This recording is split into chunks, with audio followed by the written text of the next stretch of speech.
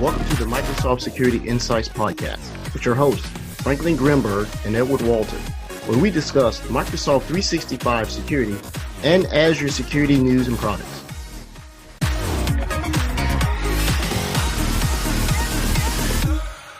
Recorded October 20th, 2021. Good evening, Franklin. Good evening, Edward. How are you doing? We did our pre-show talk there. I was thinking, did he take his SC200 yet? Finally. No. But you're able to now. I'm able to. So I finally got my Microsoft Learn sync with their applicable account, correct account.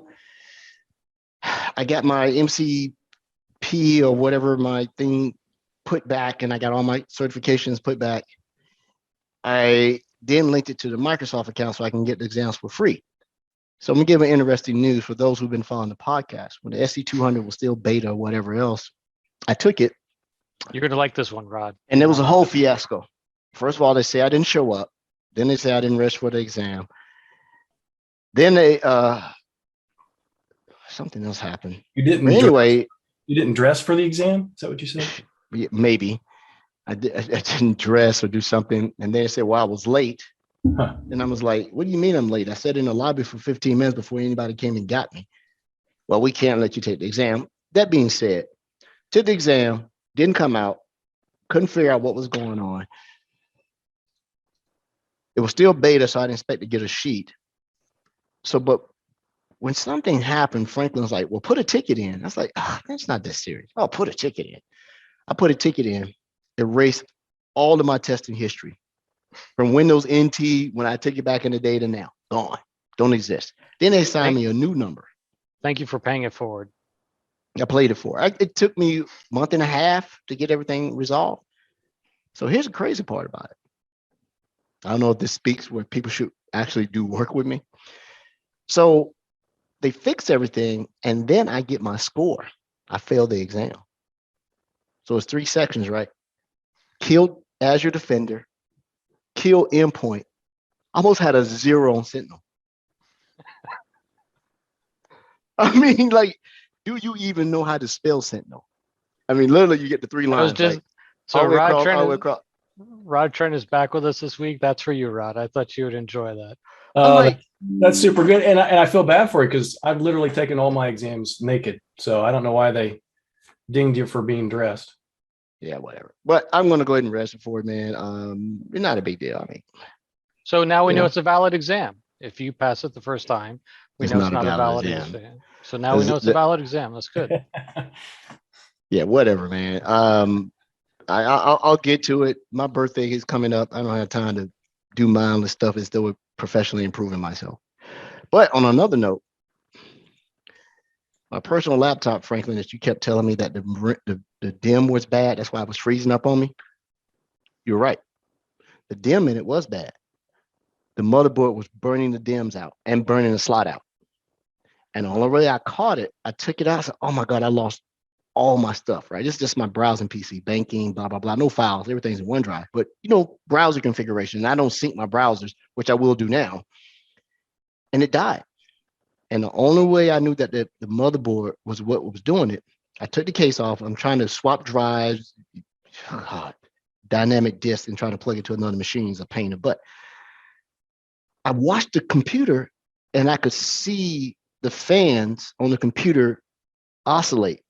They would speed up and go down. And then one would come on, one wouldn't. I was like, what is going on? So I put the DIMMs back in when I got new ones. And sure enough, 4 slots, the motherboard burned out DIMM slot number 3. It burnt 4, burnt 3, and it burned up that DIMM because I took it out, put another machine, and said bad DIMM, bad memory. And I said, oh my God, this is what's doing it. And then I smelled it. I was like, yep, that's exactly what's going on. And the PC is 10 years old, right? I'm cheap. I don't want to spend no money. But I was able to take it, find an old one I had, stick my stuff in, got my stuff back, complete backup. I'm good to go. You got 50 monitors and 1 notebook, huh? No, it's a desktop, man. It's my old desktop. I'm kidding. So we have a lot of people here, but I want to welcome back Rod Trent. Rod! How are you doing, Rod? What have you been up? I've been seeing some posting that you've been doing. Hey, man, Yeah. what you do to your hair? Recommendations for the show. Yeah. For those that don't know, and the reason why I wanted to jump back so quick, I wanted to be here last week, but it's been extraordinary. A lot of people ask, right, where have you been? How are things going? And I just absolutely appreciate that. For those that don't know, my dad passed, and then the last few weeks before he passed, we kind of had to take care of him. So it was a little difficult, but been wanting to get back as soon as possible. I'm so happy to be back. And I miss it. Miss you guys. Miss you too, man. We take care of each other around here, man. I appreciate Ed and Frank. They reach out all the time. It's super awesome. Good people to know, right? But in that respect, a lot of things have happened really recently. So not just that, but a lot of busyness. I'd started this new role. I've been in this new role at Microsoft for, I don't know, a couple months now, something like that. 2 months. Yeah. And wow, things have it's like a snowball effect. So things are really busy. It's good that we got each other, man. I don't know if our podcast is a podcast of tragedy. Franklin lost his mother. Certifications and DIMS and yeah. Franklin lost his mother earlier in the year. Yeah, that's right. I lost my father 2.5 months ago. Yeah.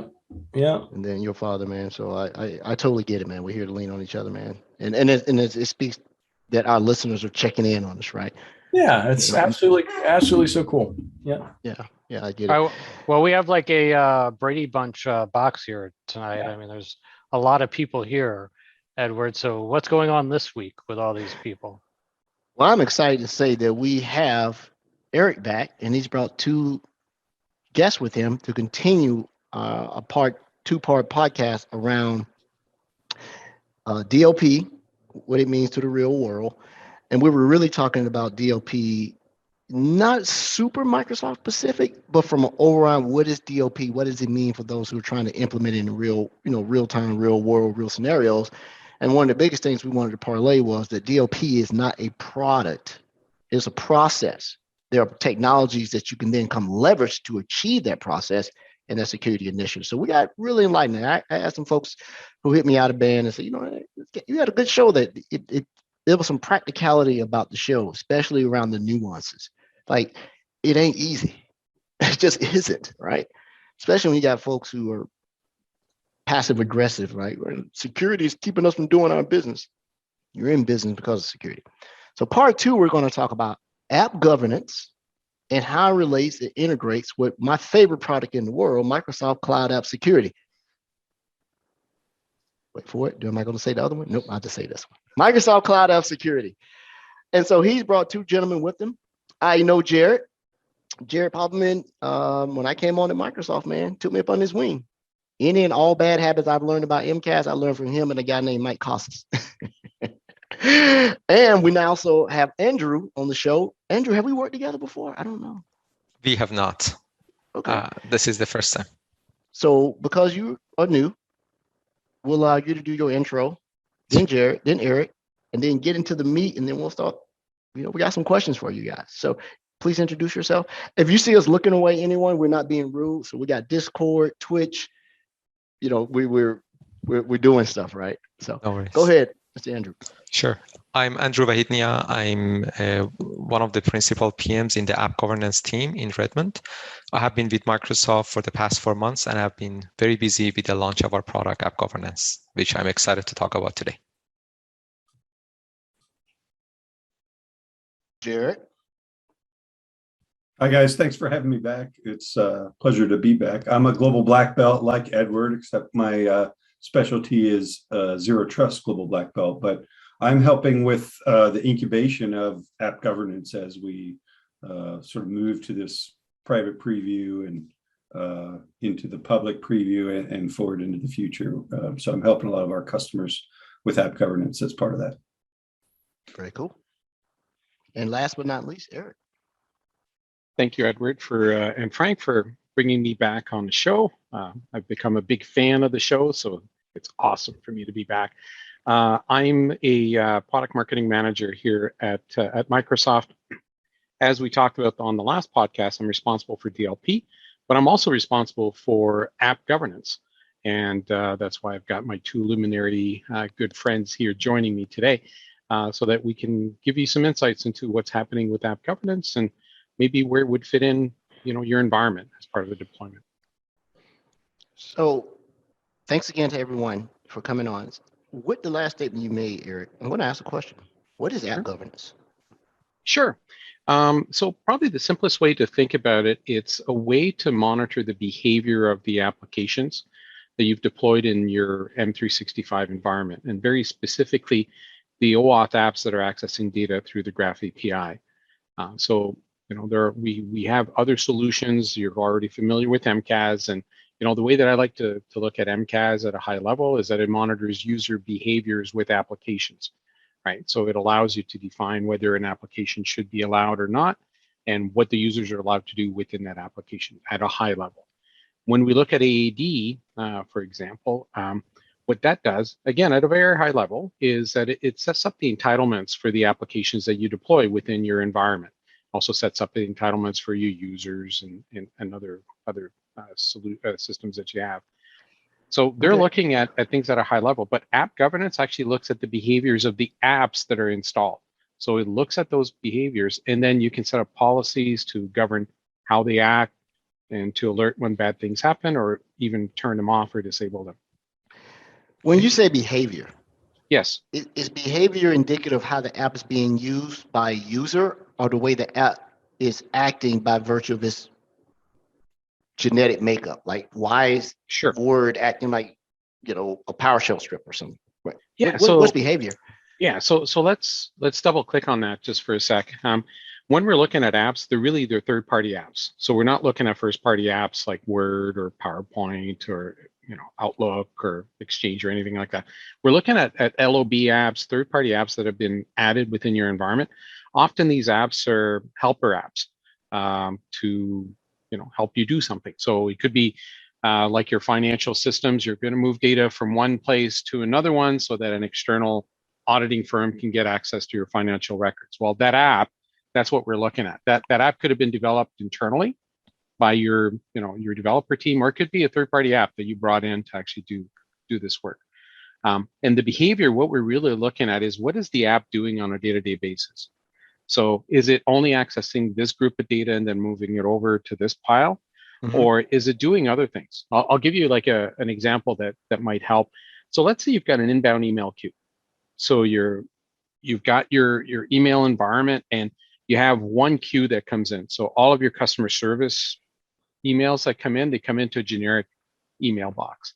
Mm-hmm. But what you want is, you want the app to actually spread those out and parse them, so that it's going to look at all the inbound emails, and then it's going to route emails for product 1 for that support queue to product 1, product 2, product 3, product 4. So that's why you brought in that app. And maybe it's a third-party developer that developed the app and you've installed it. So it's accessing all of this data and then doing the parsing. Now, what happens if the app is not just looking at that one inbox, but then is all of a sudden starting to look at your CEO's inbox or your CFO's inbox or someone else, like a high priority user? That behavior is not appropriate for that app, because what you brought it in for was a very specific behavior. You want it to parse one inbox into all these other inboxes. Does that help? Mm-hmm. It does. So it sounds as though the behavior of the app is a combination of the capability of it as well as how it's being utilized, right? Yes. Because everything has a capacity for evil, from like they say, guns don't kill people, people kill people, or baseball bats. Right. It could be used in a way that's not intended. It's probably, let's be more politically correct. It's being used in a way that was not intended. So when you're looking at these apps, the app might have been perfectly provisioned, right? AAD's been perfectly provisioned because this app needs to have access to exchange data, so it's provisioned appropriately. It's just the entitlements may be overscoping, or it may be overscoping what you intended it to do, because there's no way to bring it down in a fine-grained way. So it's that behavior that we're concerned with. Eric, I can add a little bit about the background, like the context of how the whole thing happened. We all know that threat landscape is evolving. Especially with pandemics, we are seeing an accelerated growth in the number of cloud apps and SaaS kind of applications that are being added in all the organization. A typical organization may have hundreds to thousands of applications. And if you add Power Apps, maybe we are looking at hundreds of thousands of applications, right? So then with the growth in apps, attackers are not sitting idle. They're also looking at other ways of getting access to the customer data. One of the prevalent ways in the past was email-based phishing, which still continues. But now attackers are using apps as a way to get access. We have all heard about the Gmail attack, where they used an app that looked very much similar to a genuine app, and they got customer to consent to some of the accesses they required. And then, when they have the game there, it's all game. When you have the access, then you can, do anything that you want. Mm-hmm. There is another scenario, and that is, as Eric mentioned, there are a lot of scenarios where you would have a developer that has created a good app, right? And because it's a citizen developer and you trust everything, this is not something that you're concerned about. And then chances are the least privilege access model is not followed either. So what happens is somehow these hackers get access to this app, right? Because this has not been used for a long time, it was not being paid attention to, and so on and so forth. And now this is like a gold mine for these acts, because the moment that they get access, they can add privileges and they can do a lot of other things. So this is some background to say, where we are, what caused us to get here. And I like that insight, Andrew, because coming from the threat side, I like to see how this could be exploited, right? Why am I doing this, and what would be the fallout if we don't have this type of stuff? But I'm gonna ask a quick question here. I've said in the last couple of months, I've said on a bunch of informational engineering session capability calls. So what you were saying it could be done, looks like it could be done across Azure AD, application consent, MCAS, and app governance. This question is to Jared. What's the difference? Why would I use one or the other?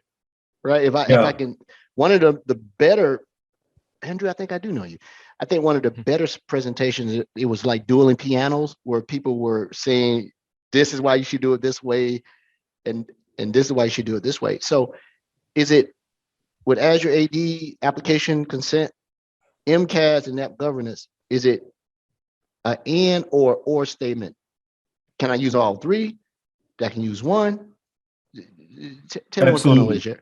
Yeah, absolutely. I mean, if you look at the challenge as it was laid out by Eric and Andrew, with the proliferation of so many apps, whether it's a user app, or something an automated system is running, right? The challenge has been we've seen attackers move from phishing for credentials to now phishing for consent, right? Which is just as good if I get to the data I'm looking for, right? The fact that I never figure out or get the user's original credential is irrelevant to me, right? As the attacker, I got to my mission. And so it's sort of that new weak link. And so what we've had traditionally, customers like have capabilities in Azure AD Premium, like admin consent workflows, consent policies, verified publishers, as well as MCAS, to look at the apps that get registered for suspicious artifacts, like suspicious characters in their names or just being known malicious. But all this stuff really kind of was up for governing the apps up to the point where they got registered, and MCAS was looking at that point, right, where it got registered. But everything after that, what the app did once it got into the environment, it was largely, unnoticed or not very visible to our customers. So now we've essentially moved right onto that life cycle of these applications, where not just we can do our due diligence up front, bringing them in, with this zero trust approach, validating everything that comes into the environment from a software supply chain perspective this way. But then once it's in, continuing to monitor it and making sure, it's adhering to expected behaviors, and not presenting undue risk or, using how it behaves to, prioritize which ones to investigate, right? So we find things like stale apps, overprivileged apps.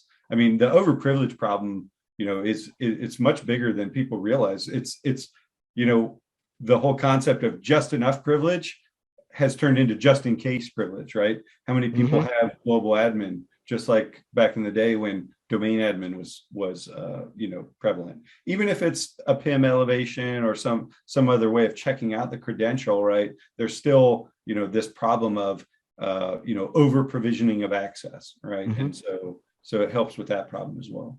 So let's take this to the basics. I install an app and it comes up with this thing that says, do you give consent to do these 5 things, like access your bank accounts and all that? I always say yes. That's what we're talking about, trying to manage in that scenario. So I'm not giving too much privilege, not installing the apps. I mean, let's take it back to the basics from the user perspective. Well, that list that you're presented with. Let me ping on that for a second. Oh, I'm sorry. Sure. So I was going to ask the same question, but I'm if those that listen to the show know I'm big on metaphors and analogies. I experience, and I love the phrase that you just said, fishing for consent. I experienced fishing for consent 43 years ago. And here's the scenario. Hey, big brother, can I have a cookie? No. Hey, sister, can I have a cookie? No.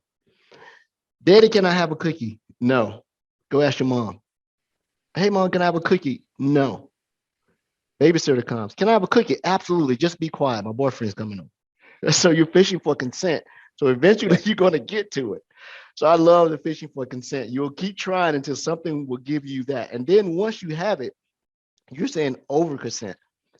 No one said what I was going to do once my hands are in the cookie jar. I'm not just going to get that one cookie. Exactly. I'm getting everything in there, right? And matter of fact, I'm taking the jar with me, right? Because I saw the fun of it. It's pretty well known in the pen testing world to go after consent now. Because it's just so much easier. It is. Yeah. Then the exfiltration of data and things along that line. And hell, it's better than lateral movement, right?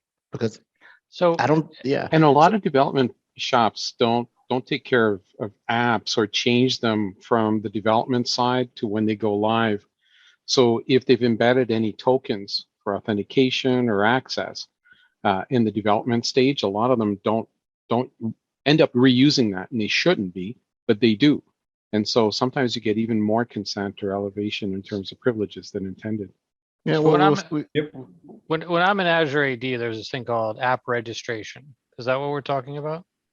That's a big part of it, Frank. Yeah, because, and that's what I was going to say was kind of exactly what Eric was bringing up. It's like that list of things that you consent to that's brought up to you, that list is essentially defined by the developer of the application, right? Now, yes, it's got to get consented to ultimately in the registry, the directory as well, right? Potentially by an admin, but that's developer driven, right? So if they originally had maybe mail, calendar, contacts, but they decided not to implement the calendar, right? Now they've got an application that's looking at your mail and contacts only, but it still has permission to your calendar despite not having the calendar function, right? That would be one example. So do apps, is it mainly, do the apps just call the API and then find out, oh, I've got an error, I don't have access? Or do apps have to define what they want and then match that in the app registration? Where is that all defined? Does that have to be defined on both sides for the app? To some extent, I mean, you have to have a consent that is allowed or gets through the administrative approval, right? Whatever that process is. So yeah, I mean, but if we look at older Azure Active Directory tenants that customers haven't tightened down, a lot of this stuff is open. Most individuals can register apps. I've got a couple apps registered in Microsoft IT in our internal tenant, right? From the days where that was allowed. I don't believe we allow that anymore, but I own a couple of them myself. And that blew me away when I was allowed to do it back then, but now I'm not allowed to anymore. Right? So if I create, sorry for derailing this, I don't understand more. So if I create an executable and I'm trying to call into the Graph API, do I have to register that app and then say what it's allowed to do? or can I just make those API calls into the graph? The app has to be registered, but there is a functionality in our development libraries where with dynamic consent. So there is some capabilities for developers to make that dynamic as well. But yeah, and app governance is looking at both, to be clear, Frank. It's looking at what's registered is sort of what's provisioned, right? But then we've got the analytics and the usage data of how it's using Graph API, so we can compare, right? The permission, for example, the OAuth permission that it's granted, the Graph API usage actually lets us see what it's actually using versus what it's, provisioned to do. So we keep talking about this graph thing. This is not a visual thing. Can you explain what the Graph API is? Well, hold on before we get to the Graph API.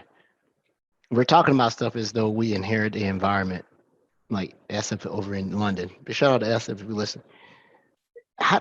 Before we can get to how it does it, how do I get it?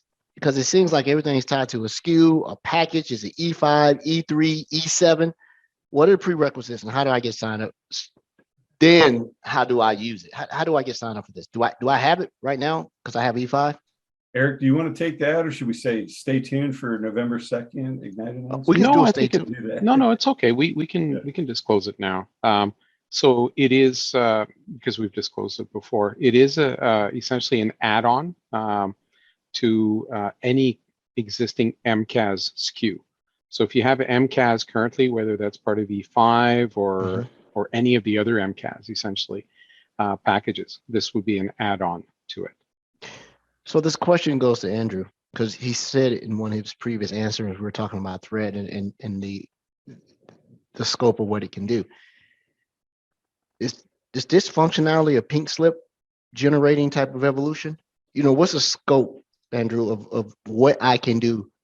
Can I inadvertently just shut off the ticketing app or in-house client litigation app, or God forbid we come up with some other critical thing? How far and how broad can I do this? Is there a minimum amount of intelligence that an application has to have? I'm thinking it has to have some type of way that AD is aware of it before MCAS do anything, or am I totally wrong? This is a great question, actually. So let's talk about the customer pain point. And Jared and Eric mentioned quite a few right now. So I can say, if I want to group them, there are 3 type of customer pain points that we gathered in the year and a half ago. The first one is that they don't have full visibility. They don't have control over application. They want to know which applications are present, how much data are they accessing, who is accessing the data. So this is the first category, right? So getting visibility. The other one is the security and posture of your company with regards to the apps. So again, what are these apps? And similar to what I was saying is that how much data are they accessing? Whose data is that? Is this a certified app? Is it publisher verified? There are so many things that you want to get the answer for with regards to your posture. And then the third one is even in Microsoft, like nobody wants unauthorized access to any classified information, right? So this is the main pain point that the customers had. Now, what app governance does is that we have 3 pillars. We provide visibility into the app. You get deeper visibility into any application that talks to your Microsoft 365 through Graph API, and you get to see all this data. We provide the option for you to create policies. So not only app governance comes with a lot of detections that we do behind the scene from the previous attacks and things that our threat research team detects. We also give you the option to create your own policies. There are so many predicates, either ready-made or the ones that you can custom build. There is close to 20 of those. And from those, you can create your policies. And the third one is that when we detect there is remediation, we can either generate alert for you that you can just go check and make your decision, or we can automatically disable those apps. So these are the 3 pillars of app governance. Now, okay. So this reminds me you a guys lot had of. taught me how to do brain surgery, and I hadn't passed med school yet. Now, what is this graph? Can I work this without the graph? Let me take a step back, Edward. This reminds me a lot of the product that we had on a few weeks ago, the I can't remember the name now, Cloud where they're Knox. doing it with the say again. Cloud Knox. Right. So where they're doing that at the Azure role-based security level, this is being done at the Graph API level. So it's the same concept, but specific to the Graph API.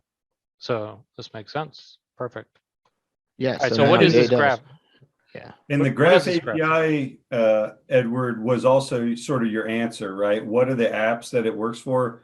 It's any app that uses the Graph API, which means, yes, it also does have to be registered with Azure AD. So you were right about that.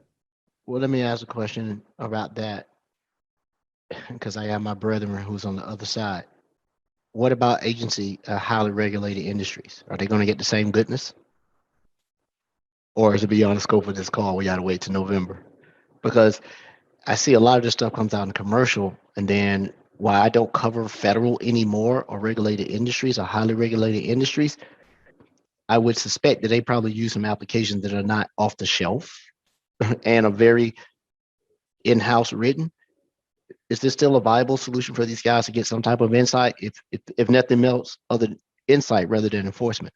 Because what if an application doesn't use the Graph API? Is it still effective? Yeah, so for today, it's focused on the Graph API.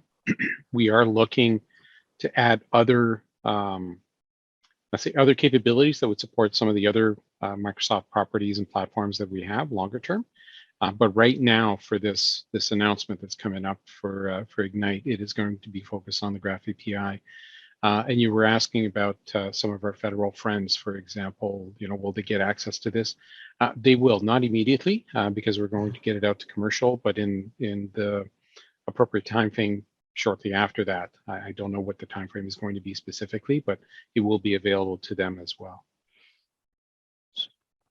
So my next question goes to anybody who want to grab it. Andrew. One second, Jared. Edward. And information is actually published already in docs.microsoft.com for the product. It is. So you have the preview docs are already available. It's been in public preview since July 14th, if I remember right. So it's been out in public preview for a number of months now, and we've got quite a few customers deploying it and playing with it. In fact, we've got lots of great customer testimonials already. So those are great. Yeah, so it is going to be announced for general availability very soon. So again, keep in mind within the next couple of weeks, got a big thing. So, yeah. So Andrew mentioned that, I think out of the box, who buys stuff in boxes anymore? But initial deployment gives you, Andrew, did you say 20 policies? 20 close to 20 predicates. Okay. As well as several out-of-box threat detections, Edward, as well. Yeah, correct. So what do these for alerts example, look like? A suspicious app manipulating inbox rules through Graph API, that there's stuff like that is out-of-box detections. Yeah. So what do these alerts look like? Is it saying, hey, Power Automate is doing some stuff way beyond Power Automate should be doing, right? What do these alerts look like? Well, how are they notifying me? Is it saying this thing has more permissions than it needs to do its job, or this thing, can it tell me that something is not working because it doesn't have enough permissions, or it doesn't have enough data or application insights? And I think because of the policies, I wanted that's something, Andrew, that's built in. How does this manifest? How do I see these alerts and what are the alert levels? This is a great question. So, sorry, Jared, do you want to say something? No, go ahead. So let's talk about a few of those ready-made out-of-the-box templates, as Jared mentioned. And I'll tell you about a few of these predicates, and then we'll see how these alerts are generated and where do they go. So example of some of these templates, like new app with a high volume of data access, right? You just added a new app like a few days ago, and it's using more than 1 gig of data, right? So this is like one type of a template that we have. Overprivileged app, as Jared mentioned, this is really important. So it flags all the apps that are marked as overprivileged, that they have been overprivileged for the past 90 days. New apps with high privilege permission. This is another example. New uncertified apps. So these are some of the out-of-the-box templates. Then we have other conditions. Hey, if the app registration is less than X number of days, generate alert. Certification, we have different type of, is it Microsoft certified? It is not. What type of it is it? Is it publisher verified or not? These are some of the examples. Mhm. And we can go on and on regarding the API access, the role of the users that are accessing data, the error rate that is generated if it's more than X% or the past 7 days, for example. Based on those, we generate these alerts. Now, where do we show these alerts? We show these alerts on app governance alerts section. We also have a three-way sync. We also in compliance portal. Correct. Compliance, on app governance dashboard that we have today, as well as on Defender and on MCAS, we sync there as well. So we provide this information there, and the customer can view this information. The Defender 365 portal, you're saying? Correct. Okay. Correct. What about one more thing, as I mentioned, is that you don't necessarily need to only focus on generating alerts. We have remediation capability. You can configure the system to automatically block those suspicious apps, and then probably later you can go and check what the issue was. So I would assume that MCAS is part of the solution. So it's going to feed into Sentinel. I can feed these alerts into Sentinel, Azure Sentinel. You can feed this information into Sentinel. So why is this not managed over in the identity side? It seems like you do your app registrations in identity, but now we're not dealing with this in identity. Is there a reason why?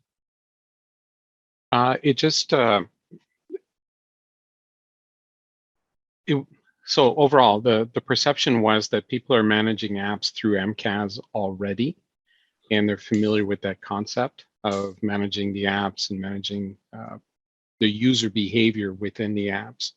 And so it just seemed to be the right fit for it to be as part of that. So that's why. Yeah, I think I had a more layman explanation. I've seen over the lifespan of these market spaces of CASB, Cloud Security Posture Management, we've seen OAuth app governance, visibility, these type of capabilities in CASBs and in Cloud Security Posture Management capabilities in the market already. So that's where they tend to exist. Now the app registration piece is definitely an identity plain thing, like you said, Frank. But from a market segment place, that's where this stuff is going or being done typically in the Cloud Security Posture Management and CASB space. But in this case, right, this doesn't, the way we're doing it, this is a unique thing. No other CASB, no CASB or CSPM out on the marketplace can do this, right? Because we have to have this sort of being behind Graph API gives us a unique capability here. In addition to then obviously seeing the app registrations in Azure. Do we ever figure out what the graph does? We talked about many things, but did we ever come back to that? I can't remember. Graph is like gravity. It just works. You can't defy the graph. Who wants to tell us what the graph is? Anybody want to tell what the graph is? Sure, I can start, and I know Jared will provide a lot more context. So I'll do the layman answer, and then Jared can provide the additional context. So at a high level, think of it as the plumbing that moves data back and forth between all of the data sources within Microsoft 365. So what we're able to do is to monitor what's going through the plumbing on that. So that's the layman's answer. And I'll let Jared go in if he wants to put additional context on that.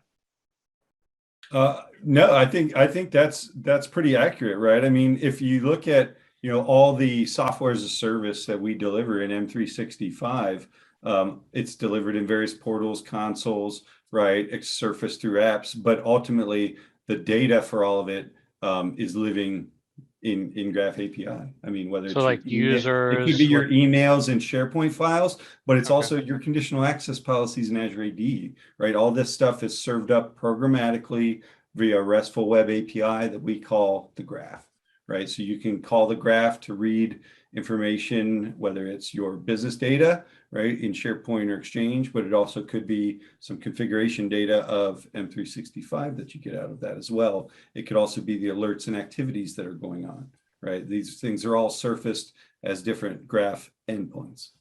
So Okay. I'll ask, I'm gonna beat Frank to it. A lot of people think you have to be KQL expert to operate in Sentinel, and you don't. It's your life easier, but not a necessity. What is the skill in learning And for you this? don't need KQL to pass your SC200, right? Bye. Much depend to you, frankly. The learning curve for app governance is quite easy. I mean, the deployment, it's all cloud-based, so it's effectively like flipping on a switch. Then you've got out-of-box detections right away that are passive. You don't have to do anything further for those. Then it's just a matter of deciding what policies you want to put out there, right? Like Eric and Andrew were talking about, and if you're just wanting to sort of put out a policy and see what's happening with it, you can put it in an audit mode where you're not doing any governance or revocation. It sounds like this is just a natural expansion of policies you used to have to go implement, either built in a custom in MCAS, but now it seems like this is just going to be a new common criteria. You want to get these things. And so, Andrew, out of the 20 plus templates and some of the out-of-box threat detections, give me 5. If I don't turn anything else on, give me 5 policies. Let's say, if you can talk about them before night. Here are the 5 things that you're going to see the most bang for your buck to either MCAS can be noisy, either lower the noise, increase the fidelity, or hey, as you dip your toe in the water, these are the 5 things that you should consider right out of the box as you introduce to your environment. Do you have a top 5 that you're Yeah, this is a great question. You know, this varies from organization to organization, depending on the needs of your organization. This would be different. As Jared mentioned, we also have a lot of detection that is happening behind the scene. So even if you don't set up your policies for compliance posture, we will still do a lot of security detection with our threat research team, right? So that is something that you just get out of the box. On top of that, for the ones that you say, tell me like 5, I already actually told you like those 5s, I guess a minute ago. We can review that together. Oh, these are the ones that are coming out of the box, like new apps with high volume of data access. This is one. Overprivileged apps is another one. New apps with high privilege permission is another one. Uncertified apps. Every day we are working hard to come up with new templates, and then we make it available to the customer, and we are working on making it as easy as possible for you. So even if you don't have the depth of the security and compliance management, you can simply enable this for your organization. Yeah, in my apologies, you're right. I got the notes right here that you talked about. I got 3 of them down, then you give me the other 2. Sure. So if I'm putting this in, I'm trying to be very practical how to deploy this. Suppose I have MCAS is doing this thing. I have some built-ins that are, that deploy. I make some custom policies. I got some DLP stuff and everything's copacetic, right? Everything's working. Can I create like a whitelist that says that no app gets to consent, no matter who it is? It has to be sanctioned if you're in MCAS, or you automatically unsanctioned, or you go into a monitor mode. So I'm talking very MCAS-y type of stuff. Can I create a list that says if you're not a whitelisted application, it goes through a review process? Or I can imagine that, golly, the number of apps out there, if you're not going to allow user consent, how do you handle that? Well, the Azure AD already functions as the whitelist. So when we revoke an app, let's say with an app governance policy, what it's really doing is just flipping that app in Azure AD, flipping the bit to disable that app, right, and disabling that access. And so that is definitely part of the capability is sort of helping you maintain that list. You can certainly lock it in, but Azure AD already has policies to help if you want to guide the consent of a new app through an administrative approval process. We have admin consent workflows in Azure AD to help with that part of the problem. Absolutely. So, and actually, you hit a great point here, Edward. So one of the benefits of app governance is that when you look at the allowed list or disallowed apps, here we provide a lot more visibility. So instead of you just say, okay, I allow all of these apps because these belong to a allowed list, and then you don't know what's happening, right? We provide visibility for you. So even if an admin at some point thought that, this app was developed by, a citizen developer in the org and everything should look good, but then all of a sudden you notice that, oh, there was not any activity in this app, and then all of a sudden there is a spike. So you catch those type of things. So this is one of the key benefits of having app governance. I had a part two to the scaling piece that I didn't ask. I asked now, and I was trying to get a point with the KQL thing. With 100 being a novice and 400 being an expert, I think that's Microsoft manages or measures skill set. What does my skill set need to be with understanding and utilizing the Graph API prior to doing this? Do I need to have any prior? No. The Graph API Zero. or the app governance? Graph API. You don't. Before using app governance, you don't have any prerequisite knowledge. Zero. Of Graph API. You don't even know you need to know how to spell it. That makes me eligible. So one other thing would be is, let's suppose I'm very versed in utilizing the Microsoft Security Graph, the Office Graph. God, the graph is going through what, 6 names? If I am very skilled at it and I have a developer, does it enhance my ability to use this product? Can I get the secret, to the secret room? Because it's like, oh, I can do this and get very specific about what this application done because I know how to make this happen in the Graph API. Or it's just the API, the framework and the glue necessary just to make it work, and no configuration in the background is needed at all. I'd say the Graph API knowledge would be useful for me to demo app governance, right? Not so much for a customer, but like if I want to create an app, make it use some of its permissions, but not all, that would be something I could certainly do with like some Graph API PowerShell scripts, and registering an app in Azure AD. But that's not something a customer is typically going to do if they're not already doing those things. There would be no real added benefit from an app governance perspective. It's not needed to get any of the values there. The lazy developer that I am, I'll say, let's see, what privileges do I need? I need all of them. Why not?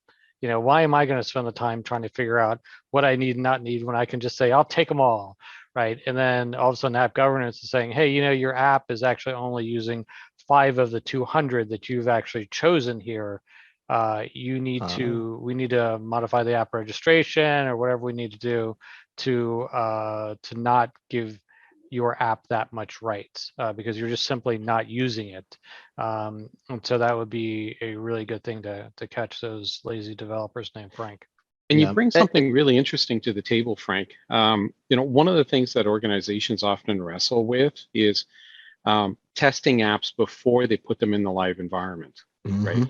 And so, just think of this as a scenario. So you have, you create a small walled garden where you deploy these apps and we'll call them test mode, but then you use app governance to actually monitor what these apps are doing within that environment, that test environment. And then you can identify what, like Frank was saying, this app has requested 20 of these privileges or entitlements or access rights. It's only using 2. So you know what, when we set the consent policy for that, we're only going to allow for these 2 things. And then what becomes really interesting is you can then monitor that this app is actually behaving exactly in the same way as you anticipated in the live environment, because then you can set up the policies for that app. And you can say, well, this app has to operate within this box. If it does anything outside of this box, I want to raise an alarm, or maybe I want to disable it. So there are ways that you can help through that. And as part of the app update process, if we think the app onboarding process is kind of messy or non-existent for a lot of customers, the update process for these apps is probably even more lax, because they already trust this app, right? They deployed it once, it's behaved the way that it should.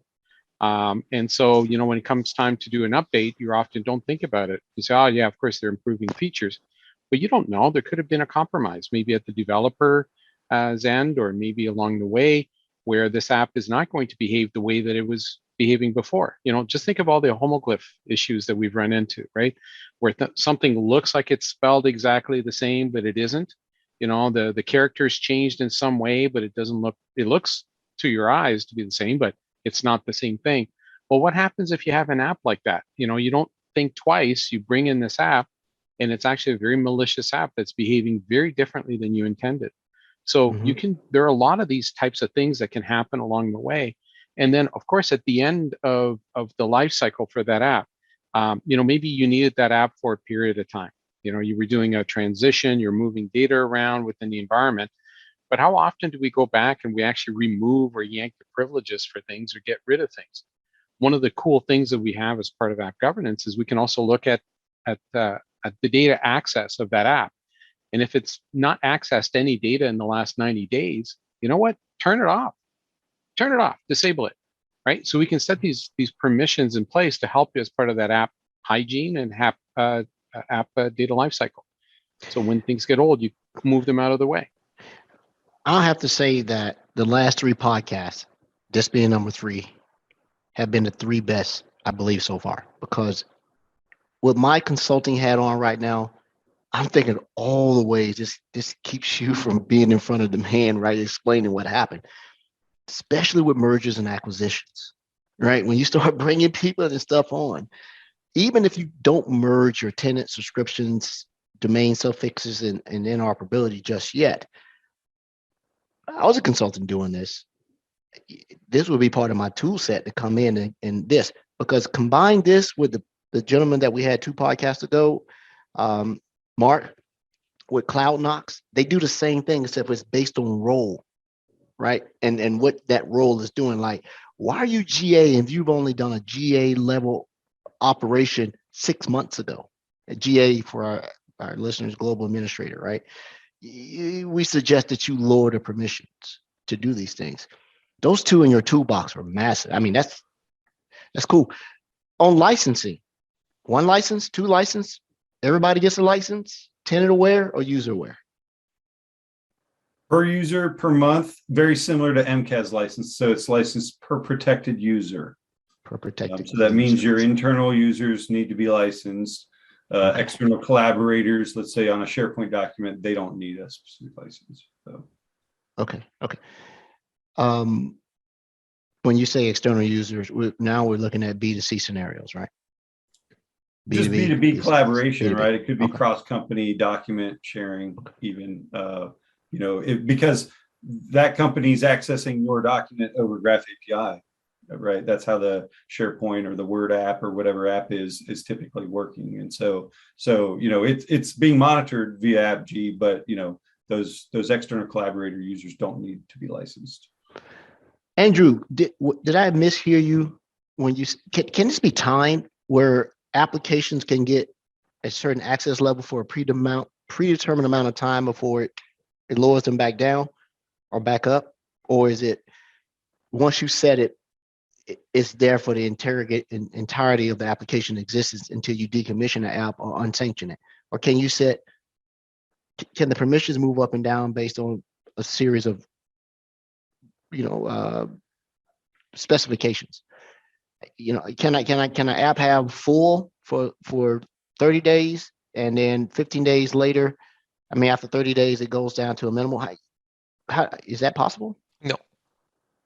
Okay. The app is requesting what it wants to have access to. So you have to basically change what the app is requesting to if it's not in use. But this brings up the question. You said that the apps can be disabled or whatever. Are you integrating in with logic apps to deal with any sort of checking, or how is that? Is that just an option saying this app has not been used in 90 days, so disable it? And what other automation can you do? Sure. Is it logic apps or is it Power Automate? Yeah, that was a good so question. let's double click on that just because we're getting into the holiday season and we can expect a lot of companies will deploy these apps to enable them to do some things just at that rush time, right? And after the holiday season is over, they want to turn that off. Or maybe we get into tax season and you want to enable an app that gets a lot of access to very sensitive financial information, but after that you want to disable it. So one of the things you can do is you can do it based on the context that I brought out, which is the data access. Once it reaches a certain threshold, maybe no access for 10 days or 20 days, you could disable it. But then you can bring it back up, right? You do have the ability to go back and reinstantiate that app because you're going to go through another cycle again. So maybe you only use that app 2 weeks out of or 1 week out of every quarter. So, this is one way where you can make sure that this app is not doing something crazy in the meantime, or that, an attacker goes in and modifies the app or does something with it. Mhm. So is there going to be any Logic Apps integration for any of the TBD. alerts that are coming about? Okay.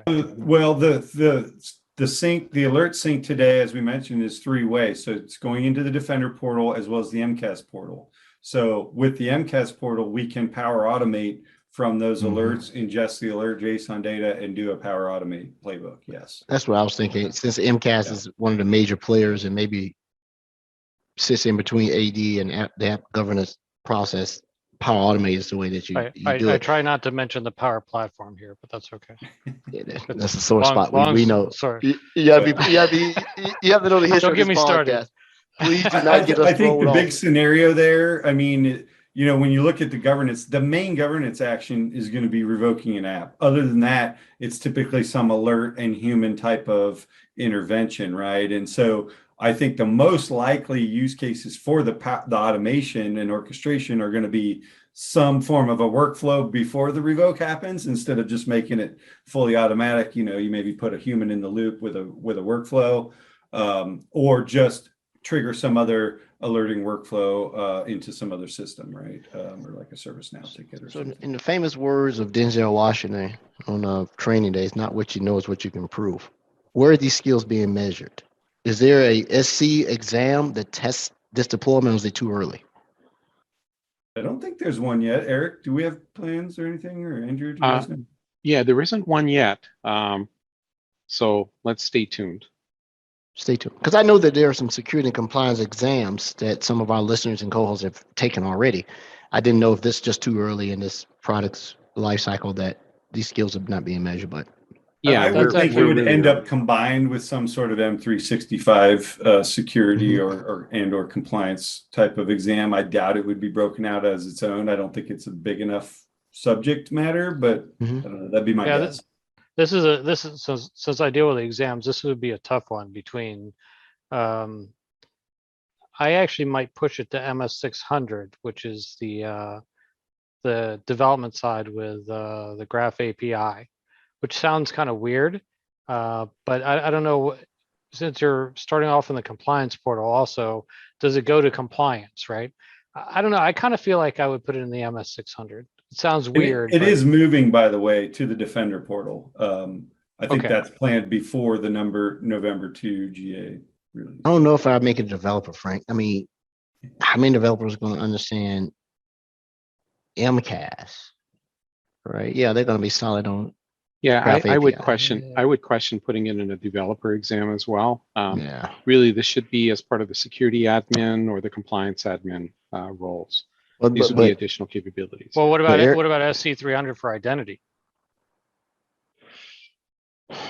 This is a tough one, guys. I mean, we actually face this challenge in the field with MCAS and app governance, is that there's an identity aspect to it, there's a threat aspect to it, and a compliance aspect to it. I mean, so, I'd say I don't know. Everybody's right, everybody's wrong. Who knows?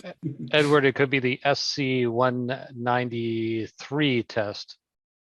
Just how you're breaking them all out before, I would make it something else, meaning that you had to have passed the 197, which is the MCAS exam I'm proposing. And then that's an add-on, right, to get a specialty, right? Remember back in the day, you got an MCP plus I, because you knew IIS, right? some of them back in the day. I don't think it warrants a separate exam. I agree. But I do believe that it should be a discipline if we were to break out the individual exams. For those who are new to me, the SC200, I believe, is a very valid and good exam, even though it wasn't written for individuals like myself who has so deep system knowledge to pass, right?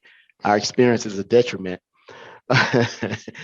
But I don't think it warrants a separate item. It should be heavily focused inside an MCAS exam. Big shout out to Mr. Never, write the exam, if there was one. I would definitely go with identity SC300. I'm sorry. Identity? Because they're the ones that really understand app registrations and all that stuff. I would go with SC300. What do you think, Rod? Trent? See, I called you out right when you were Rod's drinking. been quiet. I want him to talk. Yeah. What do you think of all this? Yeah, thanks. You about made me choke. I almost started coughing. To me, it's an identity thing, but that's just here nor there. So, yeah, I guess once the field usage increases, it helps determine where the learning lands, right? You may say, oh man, it is identity, so really need AAD exams that include this, or MCAS exam. I don't think it'll ever be included in MDE exam at all. Definitely not a Sentinel exam. So my biggest issue though is because it's being pumped into MCAS and also being pumped into Defender, that we're going to get duplications in Sentinel. So we'll see how that works out.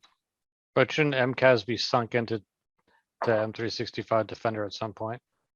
But we don't know, because if you talking to the gentleman on this call, MCAS sounds like compliance and governance, but according to who you talk to at Microsoft, it's part of XDR. Which one is it? XDR is a buzzword. Well, yeah, everything's Microsoft Defender. Azure I look Defender, at it this way: can you query it in the advanced hunting queries? And the answer is yes. The MCAS data is in there. Mm-hmm. So, yeah, you surely can. I see huge amounts of just ready to use this product. A lot of the customers are just creating policies in MCAS to do this. If this is going to lower the playing field in the entry, that's great. Because right now, sometimes what they're doing is, if they didn't have this, they just go unsanctioned. Now it doesn't work, right? MDE now tells it, nope, you can't do it. And if you go monitor it, I found a bug in MCAS that the monitoring stuff doesn't do what it's supposed to do. So let's say I'm now starting off with this, and I've already have 10,000 users. They've already consented to a whole bunch of applications. Is this all just going to populate now? I mean, how do I deal with pre-existing consents that could be malicious? Because we're always kind of looking forward, but how are we dealing with looking back at what's already been done? Is that going to populate properly in the environment, or is this something for? Well, I guess the question is, how can the customer, use this to onboard, test, decommission, or make people revalidate it? I'm thinking about revalidation, right? And then capture all that log. Is that a good use case, Eric? Yeah, I mean, once you light app governance up, right, it starts collecting the usage data, but everything that's already been consented in the past, not the activity, but the consents and permissions and all that, is in Azure AD. So we are starting to then, at that point of app governance, profile and watch the monitoring of that usage. So if I want to look for stale apps that haven't done anything in the last 6 months, all I need is app governance to be turned on for 6 months, right? That's all I need. Sure. I can see that. I don't even need to write a policy for that. That's out there, surfaced to you in one of the cards of the portal already, right? So, yeah. And I know it's been a challenge to sort of talk through it today, but the portal does go a long way. It is quite easy, very shallow learning curve, I think. Shows pretty easy. I think my concern is for people that need to understand how the graph permissions work. That's why I was more looking at the MS600 side, so they actually understand, or just do some of those modules there and learn, so they're more familiar with it and what's actually being surfaced over in app governance. So I think would help out a great deal, so they have that that background. I think it's a nice to have, but to operate the console, like Jared was saying, once you see the console, it's very, very intuitive. There are a couple of hot spots within the console where you have your alerts. You can click on an alert, and then on the corner pops up information about that alert, and then you have the list of the apps that are causing that alert. So if it's just one app, you can click on that app, and all of the details about that app come up. So things like how much data this app has accessed over the last, X number of days. Maybe that's what caused the alert, right? Maybe it's an anomalous data access, or maybe it's a high privileged user access, right? So this app normally doesn't deal with any high privileged users like your CEO, CFO, but it did, right? And again, that pops up in the corner. So you can look at, there's a couple of different places you can look at. So there's information about, just the high level of what the app does. Then right next to it, you have information with regards to the data access, then the high privileged information, and then lastly, the permissions for the app. So again, you can just click through and you can look at the permissions, and it's very clear. So this app has permissions to your Outlook data. This app has permissions to, this or that, and it's very, very clear. So in terms of, figuring out what the graph parts of that are, I don't think you really need to understand. You can just look at that, and it's enough information in there for you to make a really good decision on, well, this app is not supposed to be looking at this other type of data. You know what? I don't want to take a risk. You disable it, and you can do that automatically. The Graph API information, I think, is interesting, but I wouldn't say that I've never run into a situation when I've worked with the interface where I said, I wish I knew more about this. It's pretty clear to me. Yeah, I can see huge amounts of use case for this for data sovereignty, because data sovereignty is not always where the data resides. It's where the person who is accessing the data resides also, right? So the application. Is there any geographic information at all? Yeah, that's what I was about to go. Any geographic? Or do the alerts manifest in the shadow IT table in Sentinel? Probably too deep, right? I'm trying to figure out where I can go in Sentinel and do all this stuff. Because I know if you can hunt on this KQL, we can probably grab the alerts through a KQL. But if I knew what table it was coming in. It's the same alerts table as the MDE alerts. It's just a different source. Okay. The source becomes that security alerts table. MDE. Security alerts. Okay. Yep. Man, this has been good stuff. So Ignite's coming up here. So that I can follow you guys' session. Andrew, Jared, Eric, anyone of you guys presenting? Anybody? Yeah, I've got a couple of presentations actually. So we have a quick short one, which is it's going to be an in-between presentation. So we call them interstitial. So it's a quick 5-minute. Think of it as the highlight reel of what we talked about today. So I show the interface, and we talk a little bit about how it's integrated with MCAS. So that's one of them. And then the topic we covered last week, DLP.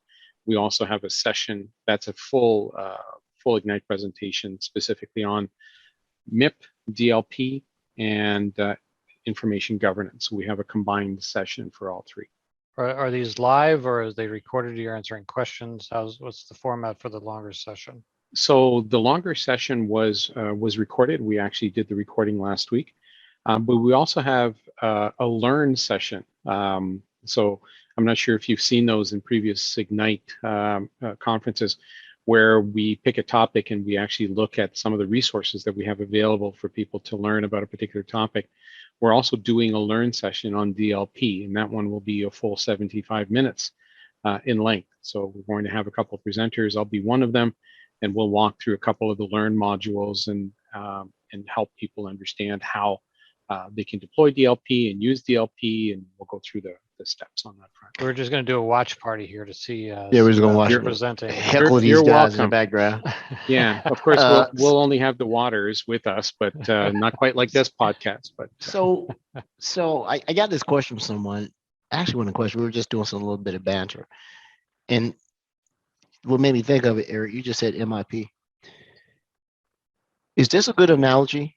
MIP is for those who are deployed MDE, and AIP is for those who haven't. Azure Information Protection, for those who haven't put MDE on, they may be using whomever the competitors may be. But if you're using Microsoft Defender for Endpoint, then it's MIP. Are they going to remain mutually exclusive of each other for the long term? Because I got a question like, where's WIP? Where's MIP? Where's AIP? And Yeah, whatever. I think going forward, the clear direction is very much to be MIP as the approach. I think there are some legacy customers who have not who have deployed some of the other ones like AIP, for example, where it works well within their context. But the reality is the world is very different from when AIP was first brought in. And MIP is really I don't want to say the successor, but it kind of is the successor to AIP, and so even WIP, right? I mean, WIP, that was the enclave world where you would drop things in this box, and if you remove things out of the box, it had a container that walked with it wherever it went. And I think, when we're looking at MIP going forward, we're also taking the best of WIP as part of it, taking the things that are adaptable and malleable enough to work in the modern work world. Because the reality is, again, WIP was designed in a very different world. Okay. And so yeah. I mean, I was listening to another podcast called Security in 5, and the guy's like, Microsoft is a security monster now. And a lot of these old heads need to comply, right? The whole adage of you don't want to put all your eggs in one basket, right? That is no longer true, right? People are trying to emulate Microsoft's basket now, and they can't do it by building themselves, so they're doing it via acquisitions. Not that Microsoft doesn't do acquisitions, but you're starting to see these platforms who are trying to emulate the M365 Defender platform, Azure platform. They're not building it, and they're buying it. But there's also I've been a fan of it. Yeah, but there's also the fact that MIP, just take MIP as an example, right? MIP is a foundational technology, but it's not only Microsoft specific. We have over 200 partners that leverage and enhance the MIP data. So we have partners that use MIP labels as part of their own policy enforcement mechanisms. They use MIP labels to identify data. They use MIP label as part of their own governance frameworks. And so, MIPs are a really good example where, if you do use MIP, either, directly within Microsoft solutions or as additions to Microsoft solutions or as, let's say, capability enhancemants to some of the work that you're doing, you can leverage that. So like MIP, I wouldn't say MIP is a closed ecosystem at all. Like I said, with over 200 different types of partners that either create their data and attach MIP labels to them, or look at the existing labels that maybe you've created for your Office documents. It is, again, lots of different people are using that. Well, I have a full functioning lab, and I can't tell if this app governance is manifested in my lab or am I using the right flags. I think I've seen it in my stuff. So the link in the docs actually takes you. I don't see it, but the links in the docs will actually take you out to a site in the compliance portal that will actually fire it up for you. We did have, by the way, we had a question in Discord about setting up some lab stuff, so you'll have to go out and find that and answer that question. I will. I was answering some on Discord earlier today, just before the podcast. Well, gentlemen, we'll let you close the show out. Andrew, you get the first oxymoron. You get the first last word. Oh, thank you. This was a great session, actually. And all I want to say is that just stay tuned. There's a lot of other cool stuff happening with app governance. Just stay tuned. Okay. Jared? Stay tuned on app governance. I'm working on hopefully what will end up as a public blog post on using advanced hunting queries to do tenant level shadow IT discovery, not just application level. So that is a little article I've been working on.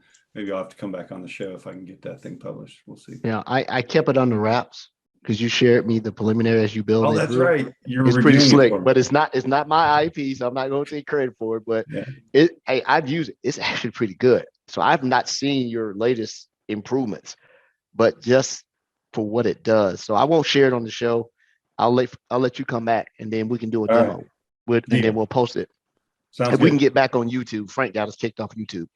So we're gonna you did get us kicked off YouTube. We can't go back. We You didn't get cannot kicked make off of YouTube. well, you cannot make So I fun of posted SharePoint I developers. I posted a thing about SharePoint lists 10 years ago with 13 viewers, and then they hit me for age restricted on it. I mean, I agree. It's you shouldn't be You were- teaching children about SharePoint. It's bad for them. Okay. And with that note, Eric, close us out, Perfect. brother. Well, thank you so much again for bringing us on, Edward, Frank, and very nice to meet you, Rod. It's been a pleasure. It's my second experience in 2 weeks with the podcast, and very, very grateful for that. And again, lots of really cool stuff happening on the horizon with app governance. Do stay tuned. It's a platform that will grow, and more capabilities coming in for you to get the visibility that you need for all of the apps that you're deploying within your environment. Yeah, and you guys are friends and guests of the show. You don't have to wait for an invite. If there's something that you want to amplify, You just can give just us a little take bit of over notice. one night too if you want. Yeah, You can so just we can say, take "Hey, some Frank, vacation, give me the right? keys. Just we're gonna do our own thing, and then you publish it." That's I fine. think that has happened where you and I were both gone, and Nathan and Brody. Or Well, was they it just Nathan? they had to fill in for us, but I'm just saying, you want a Tuesday night, take a Tuesday night. It's fine. Oh yeah, yeah, You don't have to wait for us. Just yeah. I just need to show up with a drink the third time. It's been twice now, and I'm just, drinking water or nothing. I'm and drinking water. And I'm glad to see It's Rod happy Trent. water. Glad to see Rod Trent back with us. You need to It get your is. He has pipes. a You need to get you your know, pipes cleaned out, Edward. yeah, no. For those that are on Twitch, they can see, bald head is sexy. Rod has a freshly shaved head. Mine too. Look at that, right? I'm about a day away. I'm going to shave it before I head out next week. But yeah. Yeah, I got to shave mine too, man. So thanks, everyone. Thanks to our listeners for taking time out. Any questions, hit us up on Discord, hit us up on Twitch, email us. If you have any, you request any information about our guests, we'll grab anything about their brand and marketing presence, and we'll put it in the show notes. With that, thank you for coming on. Recorded on 10/20/2021.